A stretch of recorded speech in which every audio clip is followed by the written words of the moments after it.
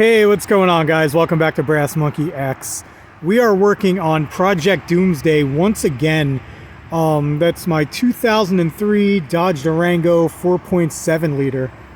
So today we are attempting to fix one more issue with this thing, and then I can start doing some cool upgrades and stuff to it. But let me show you what we're working on today.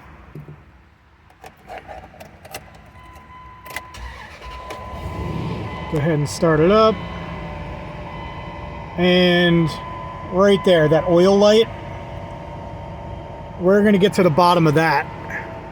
So it could be one of two things. I'm really hoping it is not the oil pump itself. If it's the oil pump, that kind of sucks because you got to take apart like the whole front half of this engine to get to it and replace it. But I don't think it's the oil pump. I'm not getting any strange noises from the engine. I'm not overheating. The oil looks good. The oil level is good.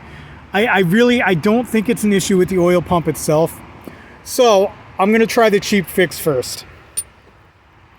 Oil pressure sensor. Okay. If you guys watch my videos, you saw that I just did one of these not too long ago on my Chrysler 200 over there. I'll post a link to that video in the description down below if you guys want to check that out. It's basically the same process.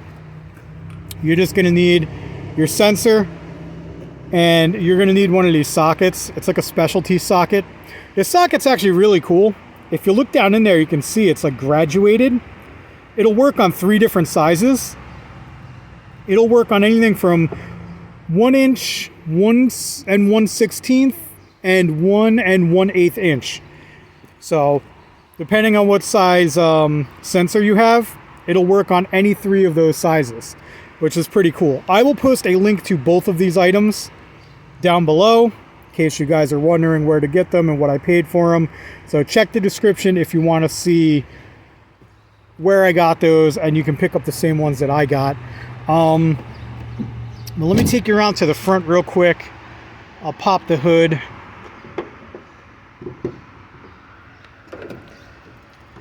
Okay, so to change out this oil pressure sensor, it's a little bit easier than the Chrysler 200 over there. The Chrysler 200, I had to take some stuff off and get it out of the way to get to it. For this, we're going down that way. We're getting way down there. We're gonna have to get under the truck. I can't really show you from here. It's kind of hard to see. But we're going under the truck. Underneath there, right next to the oil filter, is where you'll find the oil pressure sensor. Okay, it's actually very easy to get to.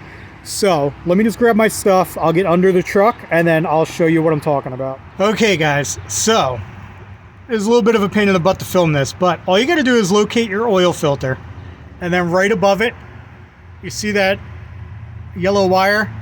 That leads to the harness that's connected to your oil pressure sensor. You just pop that harness off, and then you go ahead and get your socket on that oil pressure sensor and you pull it out. Then you're just going to replace it with the new one, plug that harness back in, and you're good to go. So let me go get that done, and we'll see if that takes care of the oil light.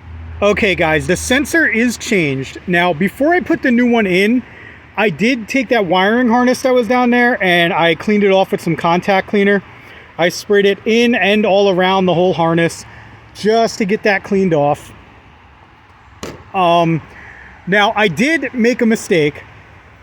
I know it's a simple thing, but when you take this out, I walked away for a few minutes and now I got a puddle of oil under there. I didn't realize it was going to drip so fast. But yeah, be conscious of that. If you take this thing off, you want to replace it right away. I got up, I walked away for a minute, I came back and I had a puddle of oil underneath my truck. So I'm gonna have to check my oil levels. I mean, I didn't lose that much, but I'll check my oil levels, make sure I have enough oil in there. But let's go over here. We'll start it up. We'll see if this took care of my oil light issue, which I'm hoping it did, man. Yep, there it is. Oil light is gone. fantastic. That's all it was, guys. It wasn't the oil pump. It was just that stupid little sensor. So there we go. That is repaired. Now it's time to start the fun stuff. Now that she's mechanically sound, everything's running well, I could start doing some upgrades on this thing. Maybe start doing some suspension work. I don't know. We'll see. I'll see what I get into next. But thanks for tuning in, guys.